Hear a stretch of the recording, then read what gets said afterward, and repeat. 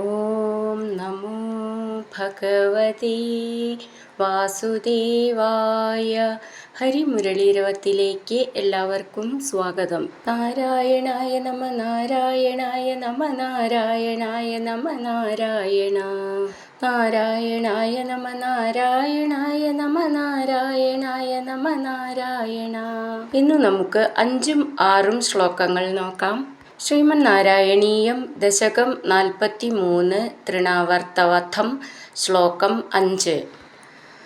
രോദോപകർണനവശാദുപഗമ്യഗേഹം ക്രന്ദത്സു നന്ദമുഖഗോപകുലേഷു ദീനം ത്വാം ദാനവസ്ത്വഖിലമുക്തികരം മുമുക്ഷുസ്ത്വയ്യപ്രമുഞ്ജതി പപാതവിയത്പ്രദേശാത്.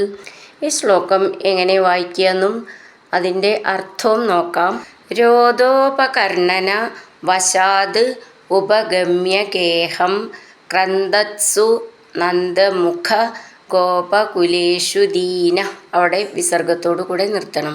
ചേർത്ത് ചൊല്ലുമ്പോൾ രോദോപകർണന വശാദുപഗമ്യഗേഹം ക്രന്ദത്സു നന്ദമുഖ ഗോപകുലേഷു ദീന. നമുക്കിതിലെ വാക്കുകളുടെ അർത്ഥം നോക്കാം.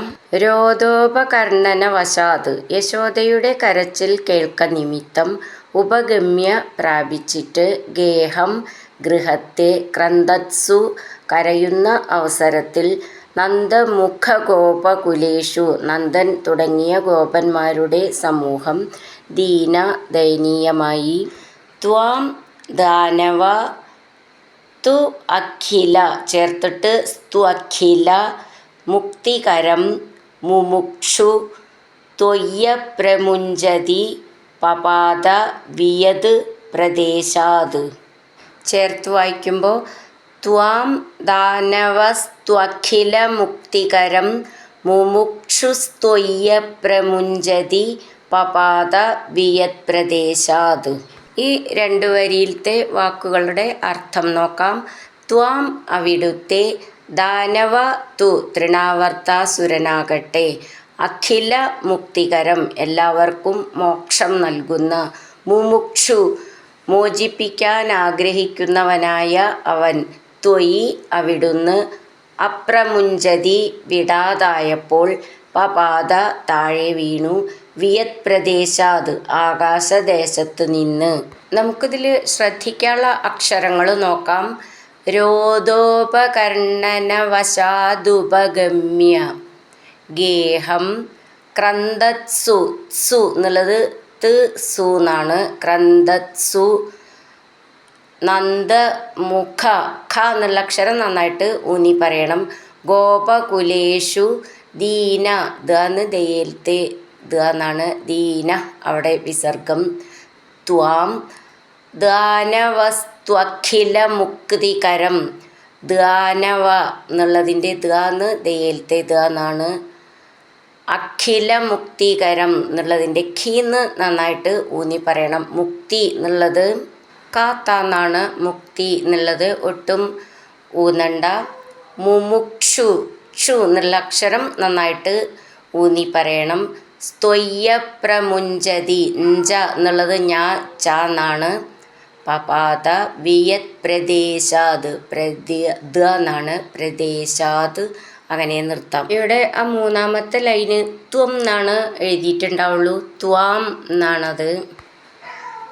രോദോപകർണനവശാദുപഗമ്യഗേഹം ക്രന്ദത്സു നന്ദമുഖ ഗോപകുലേഷു ദീന ത്വാം ദാനവസ്ത്വഖില മുക്തികരം മുമുക്ഷുസ്ത്വയ്യപ്രമുഞ്ജതി പപാത വിയത് പ്രദേശാത്.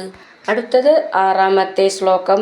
രോദാകുലാസ്തദനുഗോപഗണ ബഹിഷ്ഠ പാഷാണപൃഷ്ഠഭുവി ദേഹമധിസ്ഥവിഷ്ടം പ്രൈക്ഷന്തഹന്ത നിബദന്തമമുഷ്യ വക്ഷസ്യക്ഷീണമേവ ച ഭവന്തമലം ഹസന്തം. ഈ ശ്ലോകം എങ്ങനെ ചൊല്ലുമെന്നും അതിൻ്റെ അർത്ഥവും നോക്കാം. രോദാകുലസ്തദനു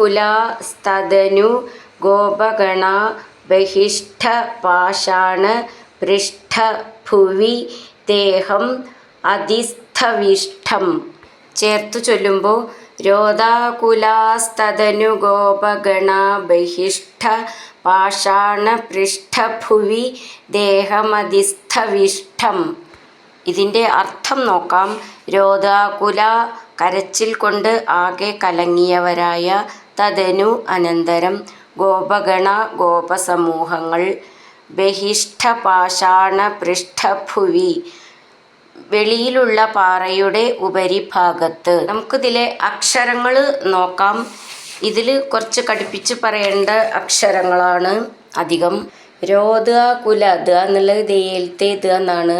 സ്തദനു അവിടെയും ദ എന്ന് ദയേലത്തെ. ഗോപഗണ ബഹിഷ്ഠ ബ എന്നുള്ളത് മൃദുവായിട്ട് പറഞ്ഞാൽ മതി. ഷ്ഠ എന്നുള്ളത് പീഠം എന്നൊക്കെ പറയണ പോലെ, ഷ്ഠ പ്രതിഷ്ഠ എന്നൊക്കെ പറയണ പോലെ നന്നായിട്ട് ഊന്നി പറയാനുള്ളതാണത്. പാഷാണ പൃഷ്ഠ ഇവിടെ അതുപോലെ തന്നെ ഷ്ഠ എന്നുള്ളത് നന്നായിട്ട് ഊന്നി പറയണം. ഭുവി ഭ എന്നുള്ള അക്ഷരം ഊന്നി പറയാനുള്ളതാണ്. അധിസ്ഥവിഷ്ടം ഇവിടെ അതുപോലെ സ്ഥ എന്നുള്ളത് നന്നായിട്ട് ഊന്നി പറയണം. സ്ഥവിഷ്ടം ഷ്ടം എന്നുള്ളത് ഊന്നി പറയാനുള്ളതാണ്. പ്രൈക്ഷന്ത ഹന്ത നിപതന്തം അമുഷ്യ വക്ഷസി അക്ഷീണം ഏവ ച ഭവന്തം അലം ഹസന്തം. ചേർത്ത് ചൊല്ലുമ്പോൾ പ്രൈക്ഷന്ത ഹന്ത നിപതന്തമമുഷ്യ വക്ഷസ്യക്ഷീണമേവ ച ഭവന്തമലം ഹസന്തം. ഇവിടെ ഭവന്തമലം എന്നെഴുതിയിട്ടുണ്ടല്ലോ, അത് ഭവന്തം അലം എന്നാണത്.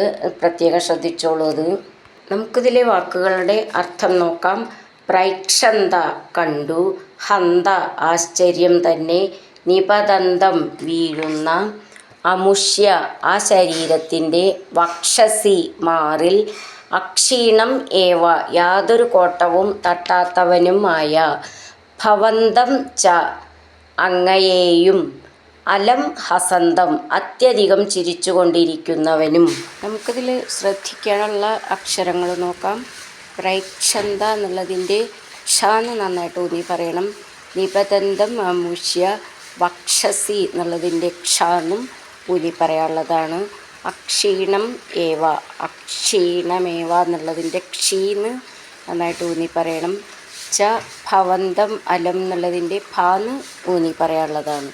രോദാകുലാസ്തദനു ഗോപഗണ ബഹിഷ്ഠ പാഷാണ പൃഷ്ഠഭുവി ദേഹമധിസ്ഥവിഷ്ടം. പ്രൈക്ഷന്ത ഹന്ത നിപതന്തമമുഷ്യ വക്ഷസ്യക്ഷീണമേവ ച ഭവന്തമലം ഹസന്തം.